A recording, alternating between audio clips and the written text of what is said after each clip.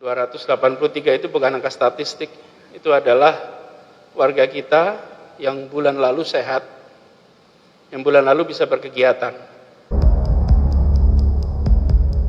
Yang harus di lockdown itu mulut Anies. Epicentrum COVID-19 itu adalah Jakarta. Jumlah terkonfirmasi positif mencapai 747 orang, sembuh 48 dan meninggal 84 orang per 31 Maret 2020.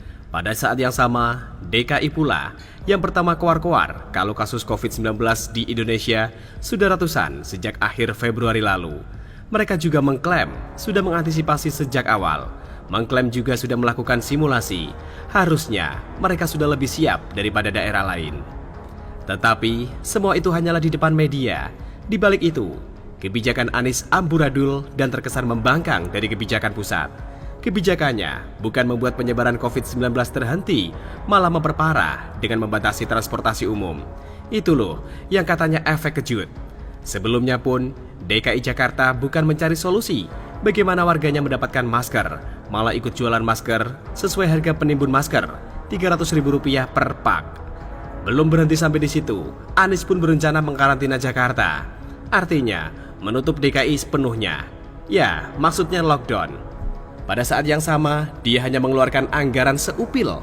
Bagaimana menerapkan lockdown kalau anggaran DKI untuk menghadapi COVID-19 hanya 130 miliar? Dari segi itu saja sudah kelihatan, hanya mau buat kacau saja. Belum lagi kalau dilihat dari cara mereka melakukan tes. Dari 100.000 tes kit yang didistribusikan pusat ke DKI, masih hanya 10.000 yang digunakan. Dari mulai akhir Februari, Anies konferensi pers soal COVID-19. Baru April dia berinisiatif untuk membagikan masker ke warganya. Padahal sebelumnya mereka ikut jualan dan membiarkan warganya tunggang langgang cari masker. Pada intinya, Anies tetap pada hakikatnya, yaitu banyak kata, tindakan sedikit. Adapun tindakan tetapi tidak becus. Ada kebijakan tetapi selalu bernuansa persaingan dengan pusat. Saking Anies terlihat berbuat banyak walaupun sebenarnya nol, sampai-sampai markup mayat. Inilah bahayanya kalau seorang pemimpin mengedepankan pencitraan daripada tindakan nyata.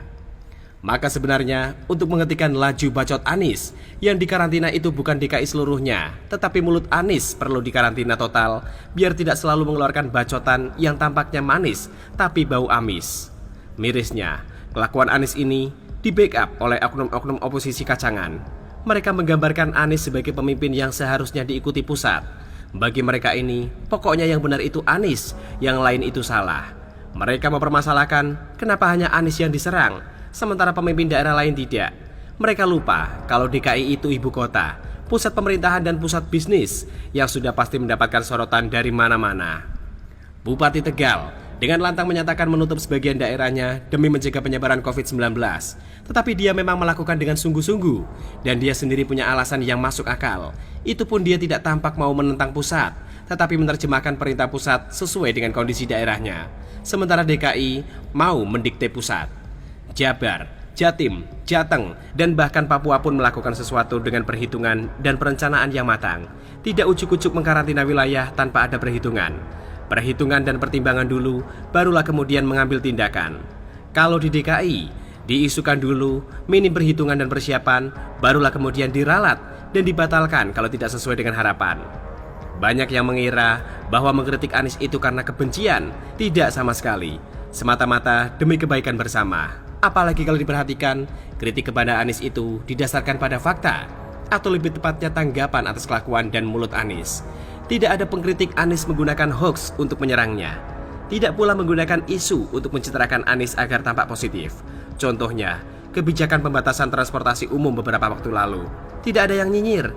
Tetapi setelah kebijakan itu berakibat fatal, barulah kritik menghujani Anies.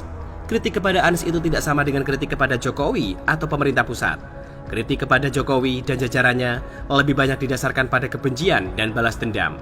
Contohnya, mendesak diterapkan lockdown, tetapi nyinyir ketika pemerintah menggelontorkan anggaran untuk membantu masyarakat miskin. Itu sama saja bagai makan buah si malakama. Sementara Anies, kalau salah, baru dikritik habis-habisan. Itu pun Anies tidak mau mendengarkan dan tidak mau tahu. Kritik saya ini bukan berdasarkan kebencian. Saya sebenarnya sudah malas membahas manusia satu itu. Toh kalau dikritik, dia selalu berkilah dengan berbagai cara. Antrean mengular, dia anggap sebagai efek kejut. PSBB dia katakan sudah dari dulu diterapkan. Pembagian masker baru saja mau akan dilakukan. Tetapi kalau dibiarkan, akan menari-nari lidahnya di atas penderitaan korban COVID-19. Artikel ini ditulis oleh Mora Sifudan, dilansir dari siwet.com.